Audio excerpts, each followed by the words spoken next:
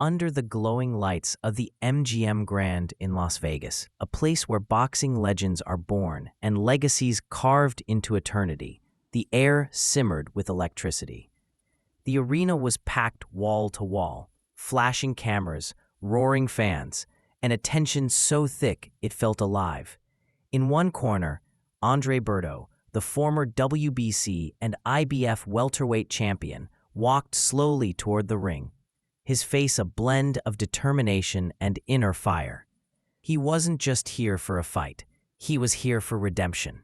Years of injuries, setbacks, shoulder problems, and anemia had haunted his journey, but tonight he believed he was finally healthy.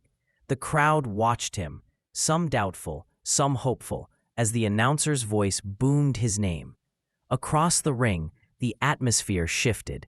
When the announcer uttered the words, "The one and only Floyd Money Mayweather," the arena erupted in deafening applause. Mayweather entered with majestic composure, a man undefeated, untouchable, and unbreakable. His walk wasn't just confident, it was royal. His gaze calm, body loose, and mind sharp. He was the picture of flawless execution. As both fighters met center ring for final instructions, the referee said, "Protect yourself at all times, and what I say you must obey." Gloves tapped lightly. The bell rang. Showtime. From the opening seconds, Mayweather began to paint the ring like an artist with a canvas. His movement was exquisite, gliding, dancing, reading every twitch, every blink from Berto. His jab snapped with precision, quick, clean, and surgical. Berto looked for big shots, overhand rights, powerful hooks to the body, but Mayweather saw them before they even came. He didn't block punches, he made them vanish. With shoulder rolls, slips, pivots, he flirted with danger, but never let it touch him. Berto threw one jab at a time, and Mayweather punished him for it. The problem wasn't just speed, it was timing, it was IQ. Mayweather would fire a right hand straight through Berto's guard, then disappear before the counter could reach him. Berto wasn't just missing, he was swinging at ghosts. The commentators glanced at each other in disbelief, marveling at the reflexes, the awareness, the poise. Still, Berto didn't shy away. He kept pressing, kept attacking, digging to the body with his right hand, stepping forward fearlessly. But Mayweather's traps were everywhere. One slip, two jabs, a right hand to the body, pivot out, the master at work. As the middle rounds approached, the tension shifted. Berto grew more aggressive, trying to cut the ring off, making it a physical fight. He attacked with hooks, trying to make Mayweather uncomfortable. He had moments, big swinging right hands that just barely missed. He smiled at Mayweather after one exchange, sweat flying off his brow, his face showing determination despite the punishment he was taking. Mayweather smirked back, almost amused, like a chess grandmaster enjoying the challenge. Berto's corner screamed for more pressure, telling him to take risks, to make it ugly. But risks against Mayweather often turned into punishments. Mayweather began pivoting into hooks, gliding out of danger, and snapping clean counters. Berto tried to push him on the ropes, but even trapped, Mayweather wasn't really trapped. He'd slip right, duck under, clinch masterfully, then break away with finesse. At one point, Berto thought he had him cornered. Mayweather rolled, countered, and landed a dazzling uppercut that made the crowd gasp. It wasn't just about power. It was about timing, sharpness, perfection. Rounds 5 and 6 showed why Floyd Mayweather was a master. The crowd had fallen into a silence of awe. Every move Floyd made seemed calculated, every angle measured to perfection. He would land a jab, draw the counter, then make Berto miss by inches. A shoulder roll here, a body shot there, a pivot that left Berto punching air. The commentators repeated the same sentiments. Remarkable reflexes, brilliant defense, a masterclass in control.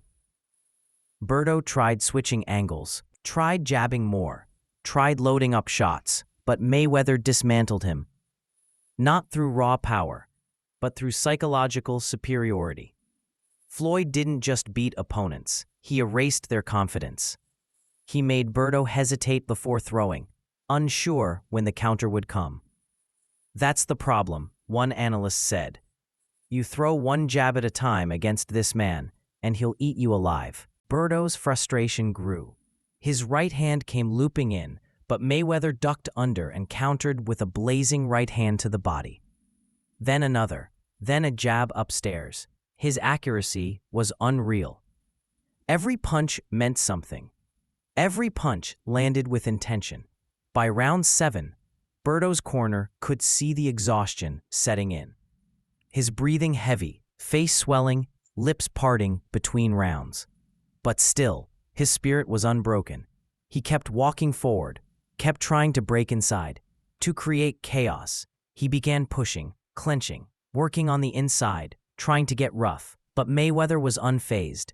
He subtly maneuvered him, pivoted off the ropes, snapping jabs, mixing in hooks and instinctive lead right hands.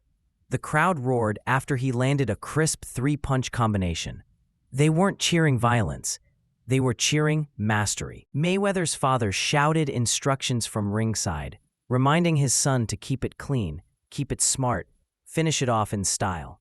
Floyd nodded, his eyes never leaving Berto.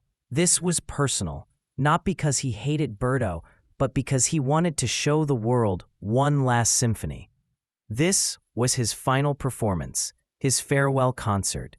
He wasn't here to destroy, he was here to showcase perfection.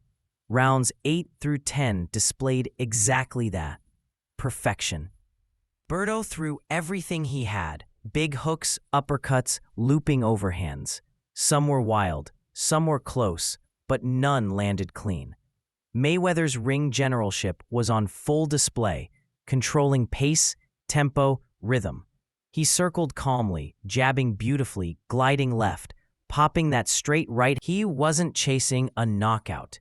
He was proving that boxing wasn't just violence. It was art.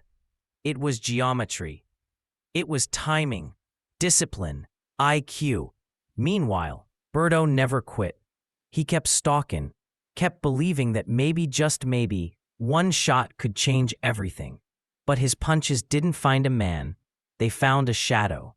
The championship rounds arrived, 11 and 12, and Mayweather smiled as he stood from his corner. He walked to center ring, touched gloves with Berto one last time. There was respect. There was acknowledgement. There was heart. Berto came out pressing, throwing, lunging, trying desperately to land that big right hand. But Mayweather's defense tightened even further. He dodged everything, made Berto miss wildly, then punished him with clean, sharp shots. He landed beautiful jabs. Up, Mayweather embraced Berto, thanking him, telling him he respected his heart. The cameras flashed. Reporters flooded around him. Floyd's voice was composed, reflective. "I've had a great career. I've done everything in this sport. I'm blessed." He didn't need to shout. His career had already spoken louder than words ever could. 49 fights, 49 victories, no losses, no broken focus, no shortcuts, just years of dedication, discipline, and brilliance. Boxing, once known as a sport of brawlers, had found its Michelangelo, and tonight his masterpiece was complete. A light dimmed, the noise faded, and under the glimmer of the Las Vegas night, Floyd Mayweather walked away, not just undefeated, but untouchable. His legacy wasn't just in belts or money or fame. It was in every fighter who would one day step into the ring, knowing that perfection had a name. And that name was Floyd "Money" Mayweather.